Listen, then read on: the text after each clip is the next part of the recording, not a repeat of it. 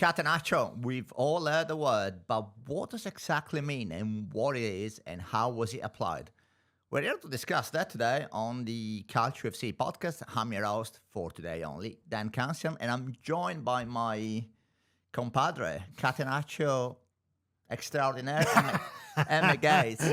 So, Emmet, as I said in the intro, Catenaccio is something that if you follow football at some point or another, we've all come across the term. Yeah. What is it exactly, and how did it develop over the years? Yeah, I mean, the thing with Catenaccio is it's a very misunderstood term. It's almost, in modern day, Catenaccio is a byword for not dirty tactics, but the word itself is seen, it's got negative connotations. It's seen as ultra defensive, ultra pragmatic. You're not taking the onus to the opposing side. There's not an attacking element to it. It's very negative. But that's not really fair, I don't think. The origins of Catenaccio started in the 1930s, I believe. But it started with an Austrian by the name of Karl Rappan, who played for Rapid Vienna in the 1920s, I believe. And Rappan then moved to Switzerland and he took over a Swiss side called Servette, which not a lot of listeners would probably know the name Servette, but they were a well-established team in Switzerland in the period. And after some success there, Rappan moved to Grasshopper Zurich.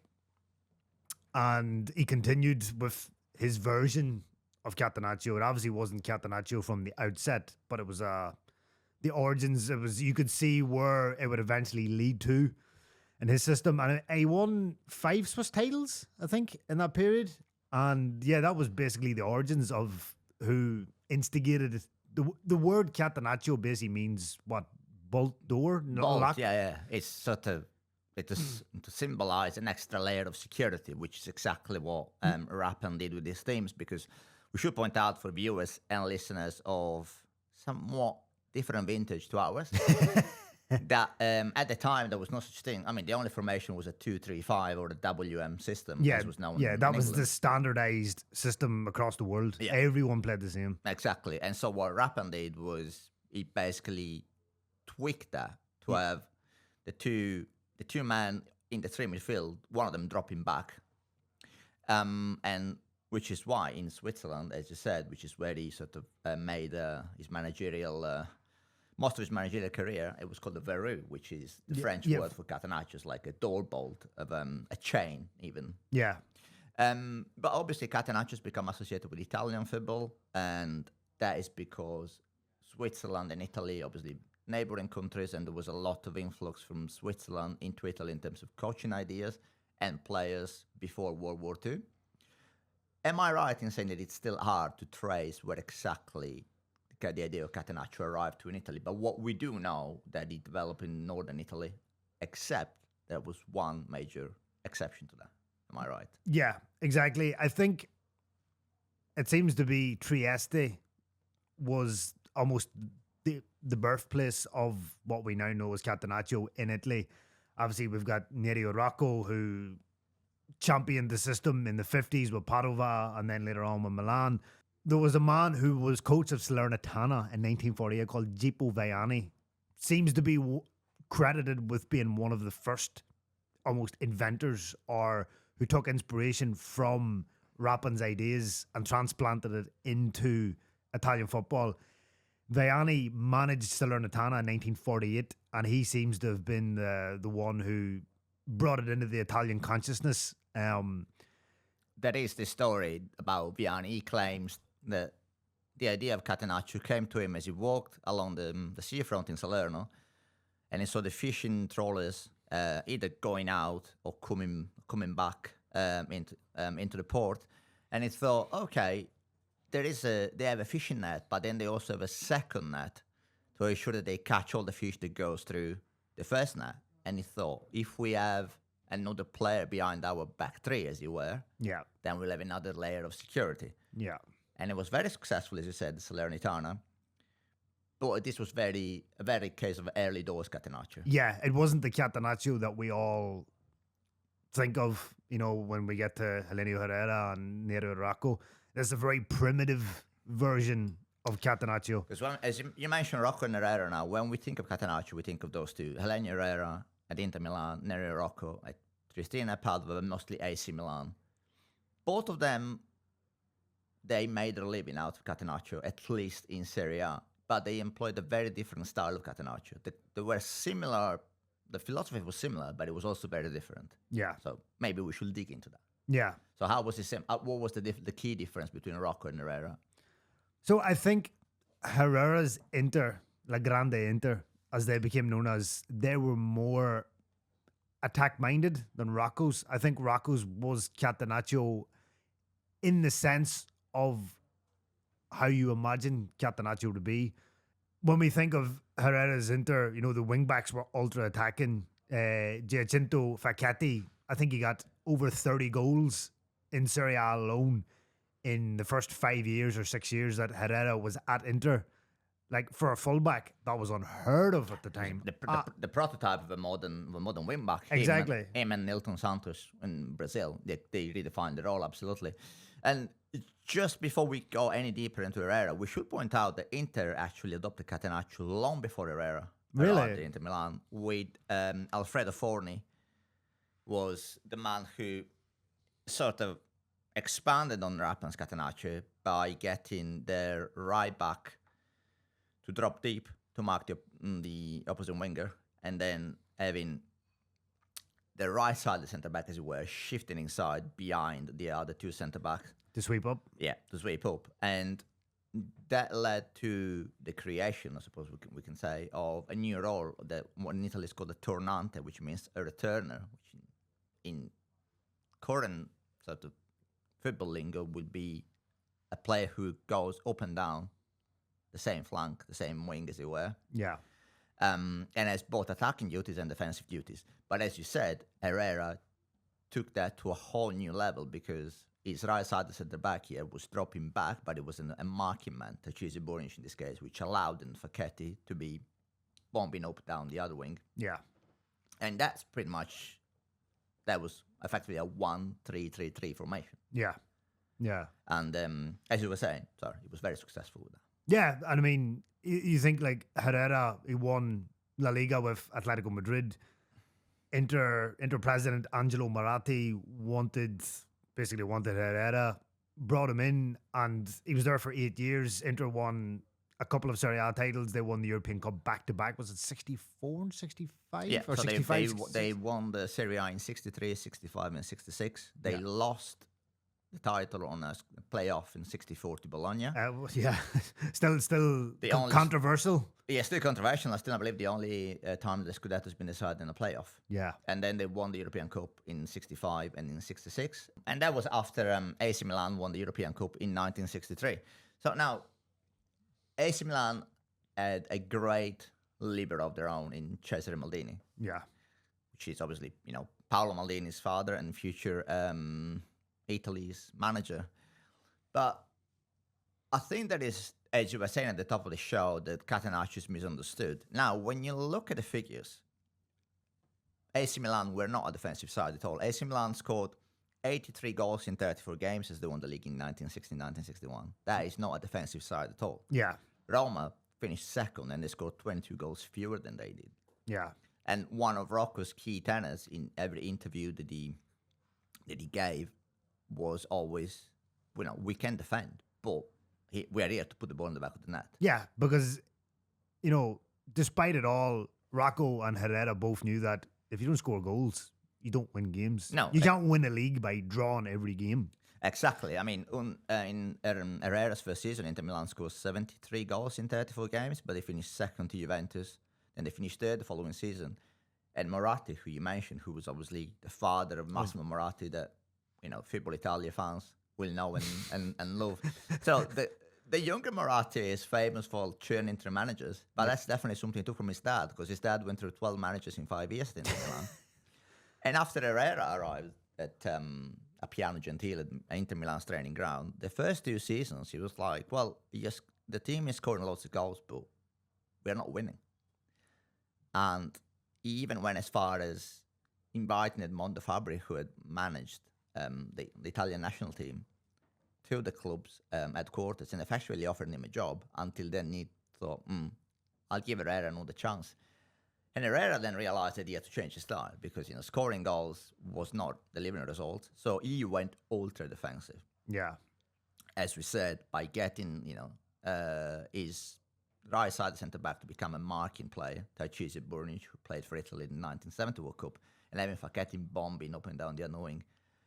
Now, we've been talking about Catenaccio and the defenders, but I think it's key to explain that this system was successful because of the players in front of them. Yeah, exactly. Like Inter had Sandro Mazzola, son of the famous Valentino Mazzola from the Grande Torino team in the 1940s.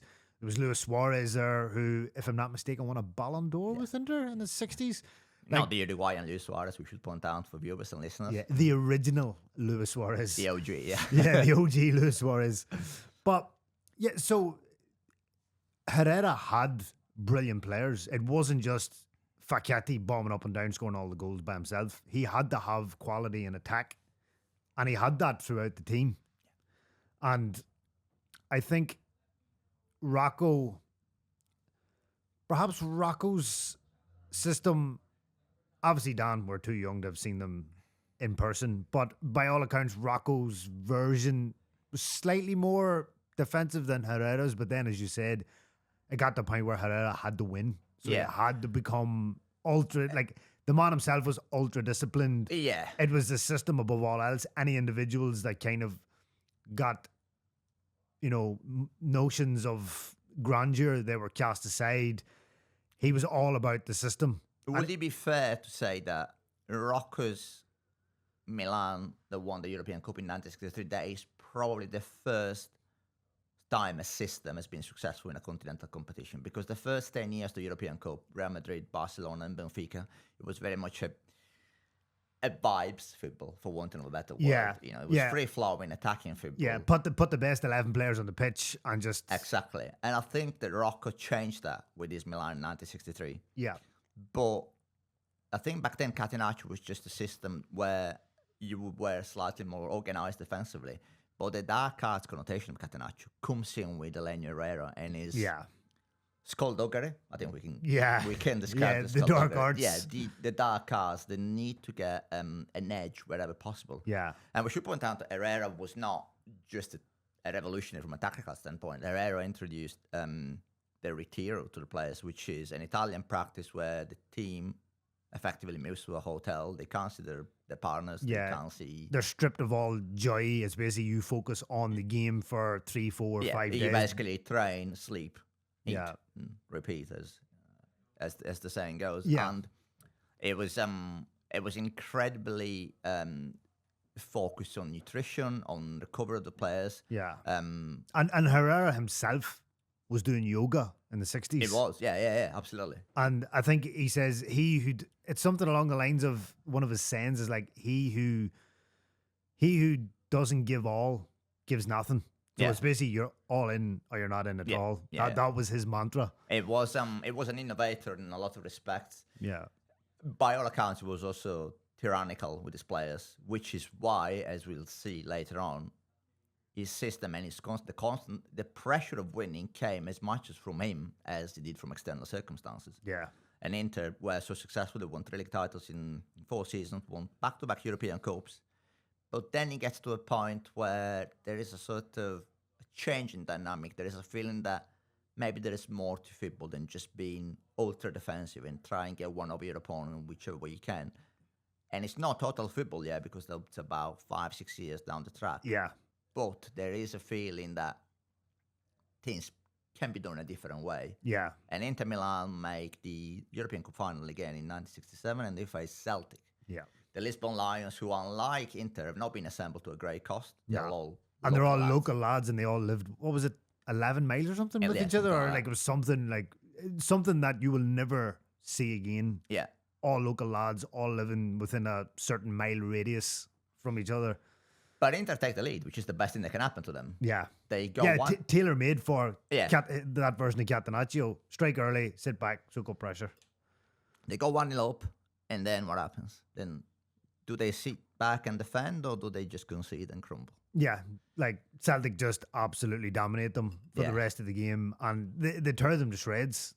It's 2-1 Celtic, 3-1 Celtic, 2-1. 2-1 Celtic. Yeah. But it was one of those games. The scoreline does not reflect Celtic's superiority. Inter were torn to shreds. There is a very telling aspect to this game. There's an Inter defender. Now, I'm not sure whether it was Facchetti or Burnic who said in an interview with Gabriele Marcotti of the Times, this is probably 10 years ago, he basically said to him, the moment we scored, we knew we were not going to keep them out, because just this pressure of having to just stem the tide, and instead of like taking the game to the opponent, being consistently asked to defend every inch of the penalty box and of their own half, the pressure just got to them. Like, you can only do this so many times. Yeah. And there's this fascinating story of Bill Shankly, the Liverpool manager, who was apparently behind the dugout, and he spent the game insulting Herrera, because Herrera, for him, stood for everything that the game was not about. Yeah. Herrera, I think, was the original Dark Lord of football. It does feel maybe it's because it's Inter Milan, but it does feel very much like a 1960 Mourinho, doesn't it? Yeah, he is the predecessor of Mourinho, was the original, the innovator, the anything it takes to win. Anything, the small gains, the dark arts. He does feel like the Voldemort of European football in the 60s. And so the defeat to Celtic in 1967, it is probably the last that we see of Catenaccio. Yeah. In the way the Rocco and Herrera applied it. But we should point out that a lot of teams tried to copy them. But Herrera always said, whoever tried to copy me didn't copy me the way they should have copied me, and they didn't have the players to copy me. And I think we've seen this, Dan, over the years, and especially even in modern day with, Pep Guardiola. The original version is always the best, and then the more it gets diluted, the worse it gets. Yeah. And we saw that with Catenaccio. You had Rocco, you had Herrera, and then everyone else tried to emulate the originals.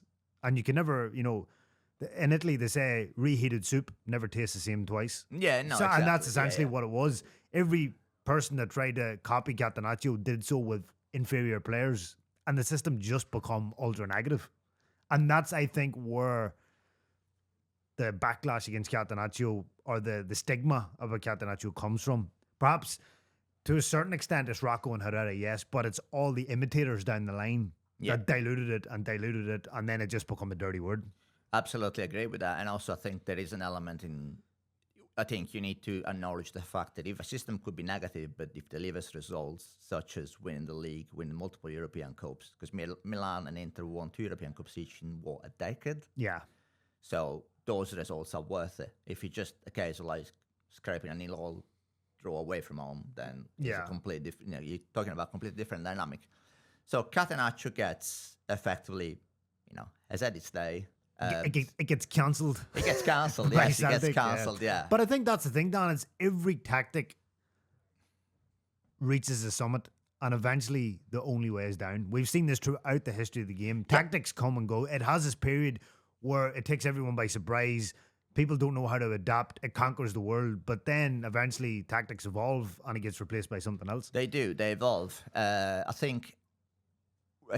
think the one thing that is fascinating about football tactics, and Jonathan Wilson makes this point in one of his podcasts, that tactics evolve, but they're not cyclical, because saying that they're cyclical implies that you're simply reusing something that you used before. Yeah. Instead, they evolve. So, they come back, but with new bells and whistles attached to them. Yeah.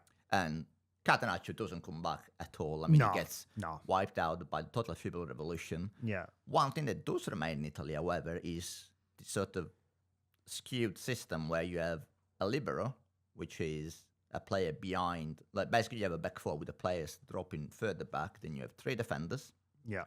And one of the 2 is allowed to bomb forward. So even in the 80s, if you watch Serie A through the 80s, you will have 3 defenders, one of them bombing forward. And what Hamburg does so well to upset Juventus, much to your chagrin, no doubt, in the 1983 European final, is they send their right winger past Antonio Cabrini, who was Juventus version of Facchetti at the time. Yeah. And Juventus just don't know how to cope with it, because it's so ingrained in Italian teams that the attacking player comes from the side of the right back as opposed to on the other wing. So when they have a player bombing on down the other wing, they don't know how to cope. They don't know how to cope, and there is acres of space for the player to exploit. Yeah.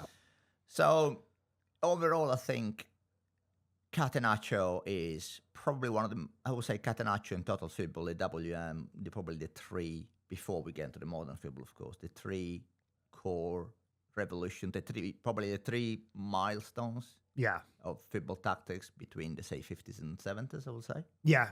So you've obviously got Catenaccio at his peak in the 60s, Total Football is the 70s. And then football kind of, it's in tactical wise, it's in this no man's land until Sacchi comes at the end of the 80s. But before that, as you said, Dan, it was Total Football in the 70s, Cruyff, Rinus Michel, and then Catenaccio in the 60s. And then before that, the WM, the 2-3-5, which had pretty much been standard football tactics for 30, 40 years when the game was in its infancy. And so just to recap, Catenaccio delivered 2 European Cups to Inter Milan, 2 European Cups to AC Milan. Yeah, I mean, if you think of the European Cup in the 60s, you think of Milan. Yeah. You know? Yeah, multiple Serie A titles between them. Yeah. And just, I think we could say that it shapes Italy both culturally and from a footballing standpoint. Yeah, because I think it's the legendary Italian journalist Gianni Herrera who said the perfect game of football will be 0-0 with neither side making mistakes. He initially wasn't a fan of Catenaccio because he thought it was, ironically enough, too negative. And I think Herrera and Rocco were good friends and they would drink wine and, you know, Milanese restaurants and whatnot. But Herrera said that the reason why he was asked why Italy always tended to skew towards a defensive style of football rather than, you know, taking the onus of the side. And he was of the opinion that Italy throughout history has always been a country that's been invaded. So they've always had to defend themselves. And that's why they kind of veer towards defensive football, because as a nation, it's in the DNA to defend rather than attack. Because I've seen Italy in wars down the years when they've had to like take over countries and, you know, it's not gone well, but they're good at defending. So it's in the DNA, it's in the cultural fabric of Italians. And that's why that led to defensive football. And so it was interesting to hear from that point of view, from a cultural society point of view. You know, it wasn't just about sport. He believed that the two were linked. No, absolutely. And I think it's fascinating that the man who then comes in and eradicates Catenaccio from Italian football is Arrigo Sacchi. Yeah. A man who stood at the polar opposite of Rocco and Herrera from a tactical standpoint. Yeah. And a man who, just as Gianni Herrera, as you pointed out, he often referenced the fact that Italy's cultural fabric is reflected into the way Italian football operates. Yeah. Say. Before we finish, let me put it to you. In your mind, when you think of Catenaccio, who do you think of more, Herrera or Rocco? Oh, probably Herrera, but it's one of the, I would have loved to have lived through that 96 year to see them going head to head. Yeah. Because one thing that I think is dominating modern football is you have either one system or another. So you have either Pep's tiki-taka or Jurgen Klopp's gegenpressing. And those two are contrasting styles. So, they say the styles make fights. Yeah. Back then, you would have had effectively the same style going at each other. Yeah. So the margin for errors would have been absolutely the tiniest of margins of errors, because effectively your opponent wouldn't know what you were doing and vice versa. Yeah. So I think Herrera probably, I think Milan, I don't know. I think Rocco, he has a sort of it comes across as slightly jollier persona. Yeah. Yeah. So perhaps not as dogmatic from a tactical standpoint. So I think Herrera. Yeah, I'm with you. I think when I think of Catenaccio, Herrera is associated most with it in my mind, rather than Rocco. Yeah. But I will say Herrera is more associated with Catenaccio. But if you were to ask me who between Rocco and Herrera would have loved to go for a pint with, I would have gone Rocco. Yeah. Absolutely. A massive wine guzzler by all accounts. Absolutely, yeah. A man who put the odd glass of red away. We're going to leave it there for today, but let us know in the comments, what do you think of Catenaccio? Have we missed any exponents of Catenaccio at all? And don't forget to follow us on our socials.